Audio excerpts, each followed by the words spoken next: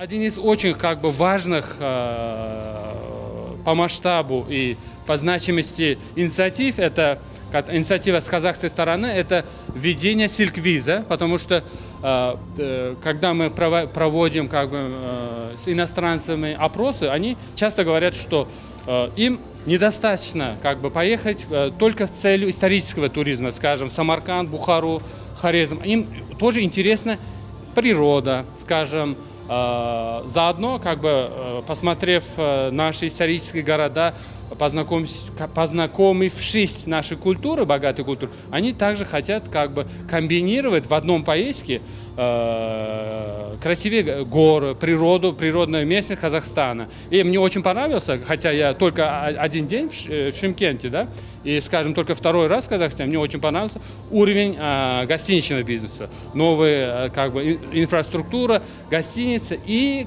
кафе, рестораны. Потому что интересно, да, если мы всегда обычно думаем, да, путешествие, туризм связано всегда поехать куда-то, посмотреть и вернуться. Но сейчас, если просто взять, да, activities, чем занимается турист во время поездки и какие факторы очень важны, чтобы турист принимал решение, что поехать в Казахстан или в Узбекистан.